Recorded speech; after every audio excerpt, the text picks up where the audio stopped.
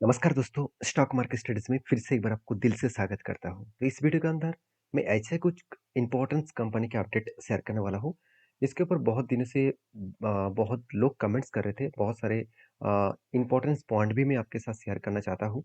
तो इस वीडियो को लास्ट तक देखना। तो सबसे पहले मैं डिस्कशन करूँगा एंजल वन के बारे में। तो बेसिकली एंजल वन के ऊपर लास्ट कुछ फ्यू डेज़ में एक बहुत ज़बरदस्त बाइंग देखने को मिला था और एक हाई लेवल का बाइंग देखने को मिला था। कंटिन्यूअसली जब यहाँ से रीबैक किया था, इस लेवल को एज़ ए सपोर्ट के हिसाब से लिया। यहाँ पे सपोर्ट तो होना ही चाहिए था, क्योंकि देखिए ध्यान से देखना कंपनीज़ के ऊपर यहाँ पे एक रेंज बने, इस रेंज के अकॉर्डिंग कंपनी यहाँ पे जब-जब इस लेवल को टच कर रहा है, तब-तब वो बाउंस कर रहा है। तो क्योंकि यहाँ पे एक स्ट्रांगली इसका रेजिस्टेंस था, वही रेजिस्टेंस इसके लिए सपोर्ट बन चुके थे। अभी सपोर्ट को जब रिटेस्ट किया उसके बाद बाउंस बैक किया।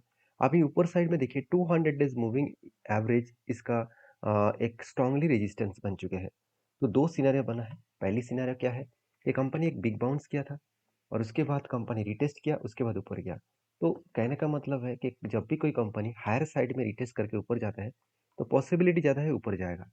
और मैंने इस कंपनी के ऊपर कुछ 2080 रुपीज़ के आसपास मैंने एंट्री लेके रखा है। तो इतने लेवल में क्यों मैंने एंट्री लिया, मैं पहले भी डिस्कशन किया था कि कंपनी के जो प्रीवियस लेवल है, जिस लेवल को वो बार-बार रिटेस्ट कर रहा था और जो स्ट्रांगली इसका रेजिस्टेंस था, यहाँ पे भी था, यहाँ पे भी था और यही रेजिस्टेंस को ब्रेक करने के बाद कंपनी रॉकेट की तरह भागा, रॉकेट जैसे भागा। तो ये लेवल कंपनी के लिए क्रूशियल मतलब स्ट्रॉन्ग सपोर्ट लेवल होगा। तो उस लेवल के आसपास जब आए तब मैंने एंट्री ले लिया। यहाँ पे मैंने एंटी 2 कारण की वजह से लिया। देखिए, मेरा एंटी लेवल होना चाहिए था 1930 के आसपास, जो लेवल कुछ इस तरीके से बन रहा है और मैंने एंटी ले लिया 2080 के आसपास। तो इतना ज़्यादा मतलब जल्द से जल्द एंटी क्यों ले लिया?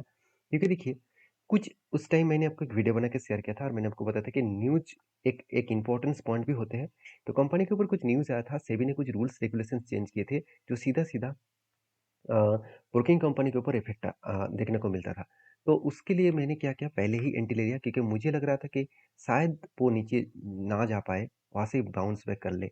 इसलिए मैंने एंट्री ले लिया और शायद नीचे भी आता तो कोई फ़र्क नहीं पड़ता, क्योंकि थोड़ा ऊपर में एंट्री हुआ कोई बात नहीं। क्योंकि मैं जो टारगेट लेके चल रहा हूँ वो पीक लेवल तक, मतलब लाइफ टाइम हाई लेवल तक 3878 के आसपास। तो ओवरऑल मेरा जहाँ पे एंट्री है, जिस लेवल में मैंने एंट्री लिया हूँ, तो उस लेवल से अगर टॉप लेवल तक देखूँ तो ऑलमोस्ट 86% के आसपास टारगेट मिलने का चांसेस है। क्वेश्चन ये है कि ये टारगेट कितने दिनों में मिलेगा? देखिए, इस मैं इतने सालों से काम कर रहा हूँ, मैं आप आज तक कैलकुलेट नहीं कर पाया कि कब टारगेट मिलेगा, कितना दिन लग सकता है। मैं हमेशा स्टडी करके, स्ट्रैटेजीज़ को फॉलो करके काम करता हूँ और सारी चीज़ों को मैं एज़ ए डिटेल्स में आपके साथ इसीलिए भी शेयर करता हूँ, क्योंकि आपको भी सीखने का मौका मिले। मेरा कोई भी अटेंशन नहीं है कि मैं आपको कोई भी स्टॉक के ऊपर बाय, सेल का रिकमेंडेशन करूँ, क्योंकि मैं कोई सेबी रजिस्टर्ड पर्सन है तो नहीं। तो इसीलिए मैं कोई बाय सेल का रिकमेंड्स कर नहीं सकता। अगर आप सीखने के लिए आए हैं तो इस ज़रूर मेरे वीडियो को फ़ॉलो अप करिए। और हाँ, आप अगर सारे टेक्निकली चार्ट को पैटर्न्स को आप डिटेल्स में देखना चाहते हैं, तो आप टेलीग्राम को जाकर जॉइन करिए, नीचे लिंक्स दिया गया है। वहाँ पे कोई भी पेड वर्ज़न नहीं है, कोई भी प्रमोशन नहीं है। फ्री ऑफ कॉस्ट सारी चीज़ देख सकते हैं, सीख सकते हैं। जाकर फटाफट अभी जॉइन करिए। तो बेसिकली कंपनीज़ के ऊपर जो डेटा अपडेट है, वो मैं यहाँ पे आपके साथ शेयर किया हूँ। अभी एक पॉइंट्स मैं आपके साथ यहाँ पे शेयर करूँगा। जो लोग सोच रहे हैं कि एंजल वन के ऊपर भारी भरकम गिरावट का चांसेस है, उसके लिए बता दूँ, यहाँ पे सेलिंग परसेंटेज बड़े-बड़े एनालिसिस ने दिया ही नहीं। मतलब सेलिंग का कोई चांसेस ही नहीं है। टोटली बाइंग का चांसेस है 86% एंड अगर होल्ड हो, मतलब एक ही जगह पे कंपनी होल्ड करे, उसका परसेंटेज है 14%। तो ओवरऑल जो लेवल्स देखने को मिला, जो रेंज देखने को मिला, उसके अकॉर्डिंग मुझे लगता है कंपनी के ऊपर जो सिचुएशन है, वो सिचुएशन 86% तक इसका बाइंग का लेवल देखने को मिला है। तो सीधा-सीधा एक इस कंपनी के ऊपर एक ही बात कहा जा सकता है कि कंपनी में ग्रोथ और पोटेंशियल बहुत ज़्यादा है, इसलिए कंपनी आगे बढ़ने के लिए दम रखते हैं। तो नेक्स्ट जो कंपनी है उसके बारे में चर्चा करने से पहले मैं रिक्वेस्ट करूँगा, चैनल को सब्सक्राइब नहीं किया तो ज़रूर फटाफट कर लीजिएगा और एक लाइक ज़रूर कर दीजिएगा। तो नेक्स्ट जो कंपनी उसका नाम है बजाज फाइनेंस। देखिए, मुझे कुछ दोस्तों ने कमेंट्स किया कि सर बजाज फाइनेंस ने लगातार एक करेक्शन का माहौल दिखा रहा है। एक बिग क्रैश देखने को मिला। क्या कोई बड़ा रीज़न है? कोई नेगेटिव रीज़न है? और ऐसे भी कुछ कमेंट्स आए कि सर इसका सीधा-सीधा इफ़ेक्ट बजाज हाउसिंग फाइनेंस के ऊपर हो रहा है। बजाज हाउसिंग फाइनेंस के ऊपर एक बहुत बड़ा नेगेटिव साइड का ट्रेंड दिया गया है, उसके कारण बजाज फाइनेंस गिरा है। ऐसे बिल्कुल नहीं। देखिए, मैं आपको वो न्यूज़ भी दिखा देता हूँ, तो और भी आपको क्लियर हो जाएगा सारी चीज़। देखिए, बताया जा रहा है, Bajaj housing financier may be fall. देखिए, ये जो मे बी फॉल होता है ना, ये बहुत बड़ा घोटाला केस होता है। मुझे लगता है बहुत बड़ा घोटाला है। ये बड़े इंस्टीट्यूशन क्या करते हैं, आपको मे फॉल दिखा देते हैं। आप तो इस वर्ड को, मतलब मे को तो आप पढ़ते नहीं हैं, और आप सब देखते हैं फॉल 27%, 27% गिरने वाला है, तो चलो माल बेचकर भाग जाते हैं। और किसने बताया? HSBC। और ये लोग तो सीधा-सीधा, अगर इसके ऊपर आप ब्लेम करने के लिए भी जाएँगे ना, तो आपका ब्लेम रिजेक्शन हो जाएगा। क्यों? क्योंकि वो तो पहले ही बता चुका है, मे फॉल, मतलब आशा किया जा रहा है कि हो सकता है। अभी हो सकता है और होगा, दोनों में बहुत बड़ा फ़र्क है। तो इस तरीके से न्यूज़ देखकर ना, आप पहले तो घबराइएगा मत। हाँ, 27% क्रैश हो सकता है, मैं भी बता रहा हूँ। एक मार्केट है, यहाँ पे कुछ भी हो सकता है। तो इसका सीधा-सीधा इम्पैक्ट बजाज फाइनेंस के ऊपर पड़ेगा, ऐसे बिल्कुल नहीं। मानता हूँ, बजाज फाइनेंस का ही सब्सिडरीज कंपनी है बजाज हाउसिंग फाइनेंस। तो अगर यहाँ पे करेक्शन हो, तो एक इफेक्ट तो ऑब्वियसली बजाज फाइनेंस के ऊपर पड़ेगा। ये बात भी सही है। फिर भी बजाज फाइनेंस तो कोई बेकार कंपनी है नहीं, क्योंकि बजाज फाइनेंस का अगर डेटा को देखा जाए, तो कोई भी सेल्स में कमी आपको कभी भी कोई भी क्वार्टर्स में नहीं दिखेगा। प्रॉफिट में भी कोई भी क्वार्टर्स में आपको ऐसे प्रॉफिट नहीं दिखेगा कि चलो कंपनी बर्बाद हो गया। तो जब कंपनी का परफॉर्मेंस इतना अच्छा है, जब कंपनी के ऊपर इंस्टीट्यूशन इतना, एक बार मैं लिख लेता हूँ, बजाज फाइनेंस, तो आपको सीधा सीधा मैं दिखा पाऊंगा। आप देख सकते हैं किस तरीके से बजाज फाइनेंस के ऊपर इंस्टीट्यूशन माल खरीद के रखते हैं। F S 9%, sorry mutual fund 9% and F S 17.5% के आसपास। तो जब इंस्टीट्यूशन इतना पॉजिटिव है, तो हम लोग क्यों चिंता कर रहे हैं कि चलो कंपनी खराब हो जाएगा, बेकार हो जाएगा, गिर जाएगा। तो इस बात को आपको समझना पड़ेगा, इस बात को समझ कर काम करिए। बाकी रही बात कंपनी के ऊपर, मेरा जो ट्रेड तो यहाँ पे बन चुके हैं, उसके बाद रीटेस्ट भी कर चुके थे, और अब और भी गिर रहा है। तो मुझे लगता है 200 डेज मूविंग एवरेज का सपोर्ट लेगा, क्योंकि ये जो गिरावट हो रहा है, ये एक्चुअली इसराइल और ईरान के जो युद्ध स्टार्ट हुआ है उसके कारण, क्योंकि ग्लोबली मार्केट में एक प्रेशराइज है, उसके कारण मार्केट गिर रहा है। तो इसमें सीधा सीधा मैं कहूँ कि इस तरीके से सिचुएशन में आपको एक अपॉर्चुनिटी देता है।